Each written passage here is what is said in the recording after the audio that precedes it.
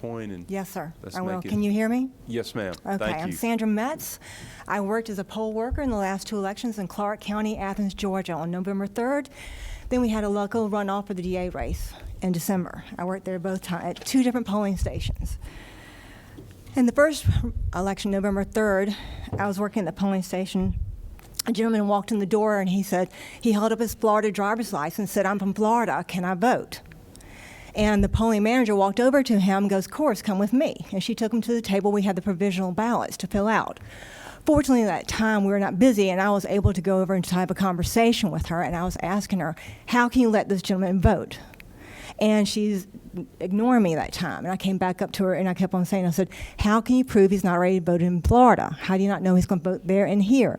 So after several times of questioning, she finally looked at him and said, "You can't vote," and made him leave. After he left, a little bit later on, I had a gentleman come in the door, and he seemed to know several of the other poll workers because he was chatting it up with them, and he talked about he was a truck driver, and we just said how much we appreciate truck drivers now. Well, he gave me his driver's license, and I scanned the barcode on the back, and I couldn't find him. So then I manually entered him. I couldn't find him. He was not registered to vote. So the manager took him outside and was calling downtown on the phone. 20 minutes later, she walks back in the door. She hands me his driver's license. I scan it in. He's suddenly registered to vote and is allowed to vote. Now she's got the woman that she's talking to on downtown on the speakerphone, and she goes, "Hey, such and such says she needs a big Christmas present." He goes, "Oh yeah, I'll get you a flat screen TV."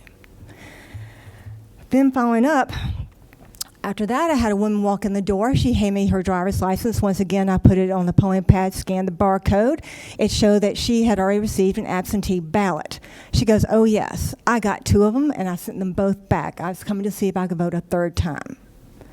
I reported this to the manager as well. That woman hung around for a while because her friend was still voting. Now, just so you know, I did call the Secretary of State's office and report all this. I did not hear back from them. Still have not heard back from them.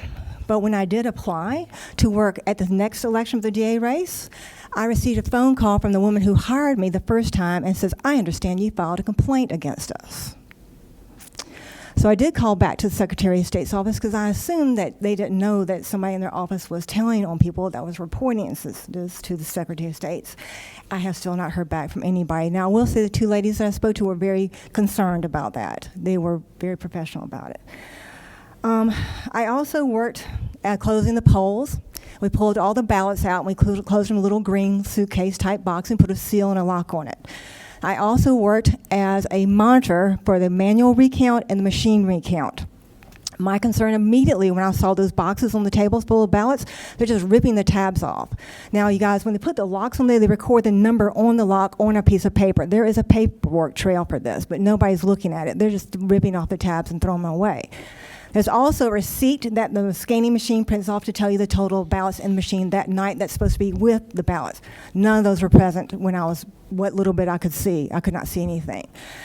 So I was concerned about that. Well, then I'm standing in the middle of the room, not allowed to get close, but some of the ladies had an issue at a table. There were 12 ballots short.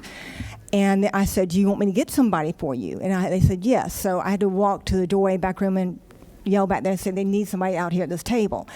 So they came back and they said, "Well, we're short 12 ballots." So the woman that came out the back then leaves the room and returns with 12 ballots and hands them 12 ballots that were not in the case when it was originally opened.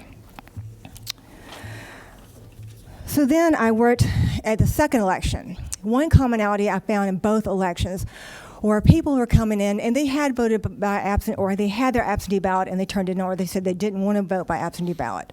Well, we had a lot of people come in both elections that said that when I scanned their driver's license, their barcode read it, and they came up saying they'd already voted by absentee ballot. And when I said that to them, they're like, "I did not vote by absentee ballot. I never applied for an absentee ballot." And I had several people very distressed about that. Then they had to sign an affidavit saying they didn't want the absentee ballot to count. They wanted their vote they cast in person to count. Well, they were upset because there's nowhere in the affidavit to write, "I never asked for one." So there's no trail for data for them to follow to see how many people never requested for that absentee ballot that was sent to somebody. So recently, right before the Senate race, before the cutoff for registering new voters for Georgia, I noticed a bunch of people in a parking lot outside Ollie's and outside a laundromat with a clipboard with getting people to register to vote. And I don't know if you guys have ever looked close at our voter registration form, but you have things like this on there besides your birth date and your address, but your social security number and your driver's license number. So what they could possibly do is if I had you fill this out, I could take this home, take a blank one of these and fill it out in my own handwriting, then I could actually apply for an absentee ballot with this information and have it sent to wherever I wanted it to go without you knowing it. And so that's a couple of my big things that went there. So I did go to the Secretary of State's office when I was researching this, wondering how many absentee ballots were sent. And I didn't even look at the Georgia ones because a lot of people do own property in Clark County that don't live in Clark County, Georgia. I was interested in the ones that did not live in the state of Georgia that had applied for absentee ballots. 585 individuals have requested absentee ballots that live outside of the state of Georgia. So I just wanted to bring that to your attention today. Thank you for your time. Thank you so much.